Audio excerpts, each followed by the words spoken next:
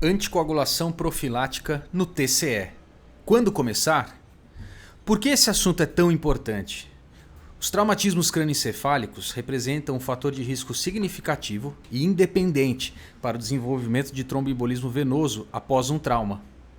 Estudos revelam que a incidência de TEV em pacientes com TCE varia de 20% a 54%, dependendo do estudo e das características específicas da lesão. A fisiopatologia por trás do TEV no TCE é multifatorial e apenas parcialmente compreendida até o momento. Estudos de autópsia em pacientes traumatizados relataram a embolia pulmonar como a terceira principal causa de morte após 72 horas. Existem diversos fatores que contribuem para o desenvolvimento do TEV nos pacientes com TCE, entre eles imobilização. Pacientes com TCE frequentemente permanecem imobilizados por um tempo, devido a lesões associadas ou a sedação necessária. Isso resulta em estase venosa e em formação de coágulos. Inflamação. A resposta inflamatória sistêmica pós-trauma, que envolve alterações na função de coagulação, frequentemente resulta em um estado protrombótico, criando um ambiente propício para a formação de TEV. Demora para iniciar a profilaxia medicamentosa.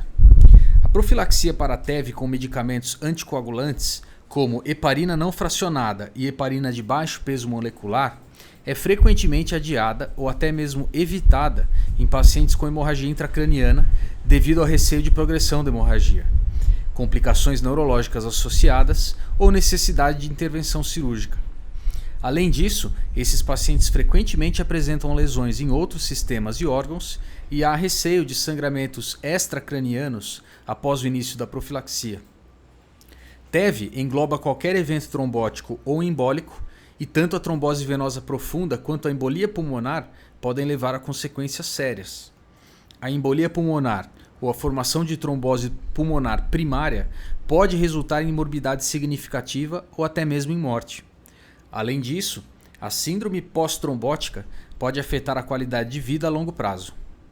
A administração oportuna da profilaxia TEV demonstrou reduzir significativamente as taxas de TEV, sendo a administração tardia um fator de risco modificável importante. No entanto, o momento ideal de início da profilaxia para pacientes com TCE grave permanece uma área de debate significativo, com ampla variação na prática clínica. Então, quando devo iniciar a anticoagulação profilática? Um estudo publicado em 2023 na revista Journal of Trauma and Acute Care Surgery analisou essa dúvida. Esse estudo utilizou dados do Consortium of Leaders in Traumatic Thromboembolism, o CLOT Study, um estudo observacional prospectivo multicêntrico que incluiu 7.880 pacientes de 17 centros de trauma nível 1 nos Estados Unidos.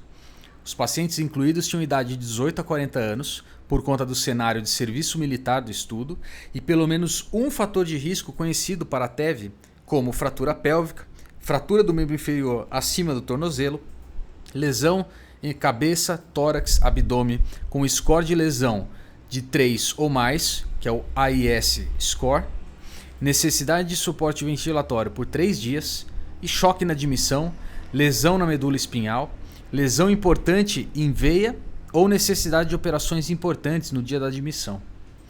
Dentro desse pool de quase 8.000 pacientes, Wu e colegas selecionaram aqueles com AIS maior ou igual a 3 no segmento crânioencefálico que permaneceram internados por mais de 3 dias e que não receberam profilaxia para TEV nas primeiras 24 horas devido a lesões intracranianas ou então que foram submetidos a algum procedimento neurocirúrgico. Esse critério de inclusão objetivava identificar pacientes com lesões intracranianas graves. Esse estudo incluiu 881 pacientes, a maioria vítimas de mecanismo de lesão contusa, com um score de gravidade de lesões de 26, o score mediano. Os pacientes incluídos foram subdivididos em 2 grupos, com base no período de início da profilaxia para TEV. O grupo de início precoce, de menor de 48 horas, representou 43% dos pacientes. No grupo de início tardio, ou seja, maior de 48 horas, a mediana de início foi 4º dia, com variação entre o 3º e o 5º dia. A incidência de TVP foi significativamente maior no grupo com profilaxia de TEV maior que 48 horas, assim como a incidência geral de TEV. Não houve diferença entre os grupos no que diz respeito à progressão da hemorragia intracraniana ou a complicações hemorrágicas extracranianas. Esse estudo observou um resultado melhor com o uso de enoxaparina quando comparado à heparina não fracionada. Cada dia adicional sem anticoagulação profilática resultou em aumento de 6% do risco de desenvolvimento de TEV. Limitações do estudo. Grupos distintos. Os pacientes com início tardio da profilaxia de TEV, maior que 48 horas, apresentaram maior gravidade de lesões, maior necessidade de intervenções neurocirúrgicas e ventilação mecânica mais prolongada. População específica. O estudo incluiu apenas pacientes jovens, de 18 a 40 anos, não sendo possível generalizar os resultados para outras populações. Tipo de estudo. Trata-se de uma análise secundária de um estudo observacional com todos os vieses inerentes a esse tipo de estudo. E por fim, não há detalhes das tomografias nem das lesões intracranianas identificadas. Conclusão. Esse estudo é uma das poucas análises prospectivas da associação entre profilaxia de TEV e desfechos trombóticos em pacientes com TCE, proveniente de um banco de dados especificamente projetado para capturar dados relacionados a complicações trombóticas e práticas de profilaxia pós-traumática.